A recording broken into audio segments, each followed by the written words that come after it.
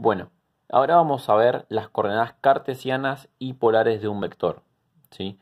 Las cartesianas los trabajamos en la clase anterior, ¿sí? Cuando justamente habíamos dicho que un vector tiene coordenadas A y B.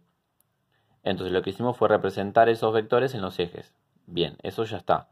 El tema, lo nuevo, serían las coordenadas polares. Las coordenadas polares es otro tipo de sistema de coordenadas, pero lo que me van a relacionar son la distancia y el ángulo, ¿sí? Recuerden que la distancia es la longitud del vector, o sea, el módulo.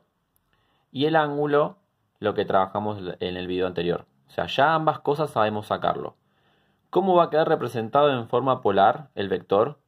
De esta forma. Esto va a ser el módulo. Yo le puse la letra R, pero puede ser cualquier letra, ¿sí? Punto y coma y el ángulo, ¿sí? Y de esta forma ya me queda representado el vector en forma polar.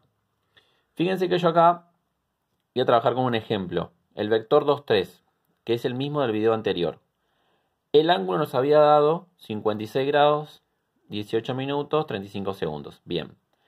Pero para pasarla a la forma polar nos está faltando un dato que es el módulo, o sea, cuánto mide ese vector. Aplicamos la fórmula y nos da raíz de 13. Trabajemos con la raíz de 13 porque es un número irracional. O sea, si estamos redondeando, estamos perdiendo mucha exactitud. Entonces, mejor trabajar con la raíz de 13. Cuando lo paso a polar, me queda raíz de 13, punto y coma, y el ángulo que es de 56 grados. Y bueno, acá no me queda mucho espacio, pero iría todo el ángulo completo. Esto es para pasar de cartesiana a polar. Bien, y ahora lo que vamos a ver es cómo pasar de polar a cartesiana, o sea, la inversa. Lo que planteé yo acá es la deducción de la fórmula, ¿sí? Todo esto tiene que estar copiado en la carpeta.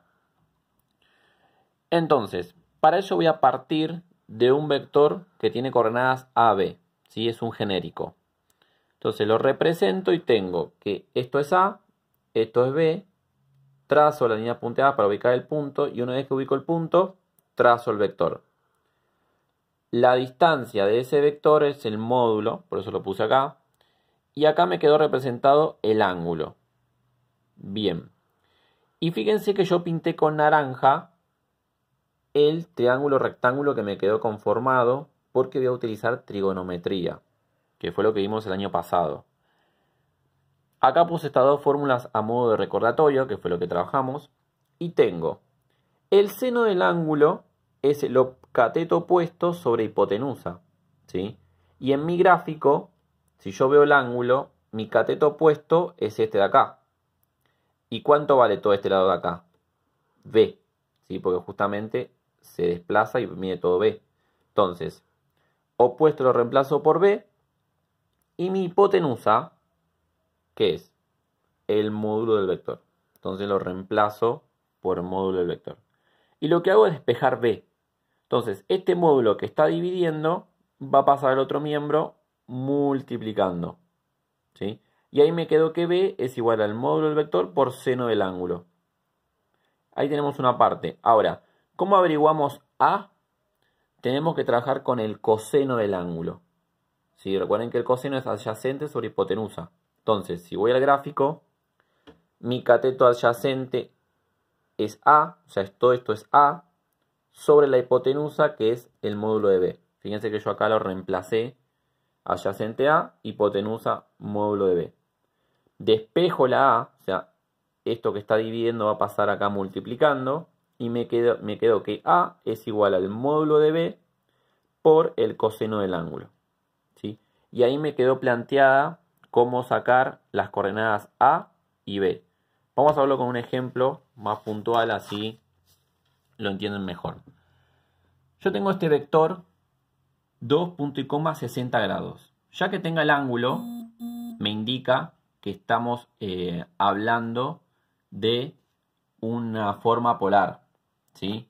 Entonces, ahora lo que vamos a hacer es, como yo tengo el módulo y tengo el ángulo, habíamos dicho que A era igual al coseno del ángulo por el módulo de B. Entonces reemplazo coseno de 60, porque mi ángulo es 60, por B, que es 2.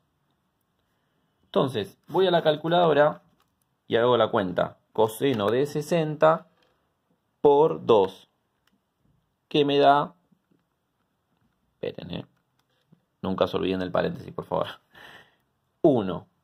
O sea que me queda coseno de 60 por 2, que es igual a 1. O sea que mi A vale 1. Y ahora hago lo mismo con B. Vamos a hacerlo acá al costado. Seno del ángulo por módulo de B. O sea que B es igual a seno de 60 por 2. O sea que B vale, y vamos a la calculadora de vuelta, seno de 60 por 2. Raíz de 3. Entonces, mi A vale 1 y mi B vale raíz de 3. Entonces ahora lo que hago es reemplazar mi coordenada A, que es 1, y mi coordenada B, que es raíz de 3. Y ahí me quedó el vector en forma cartesiana.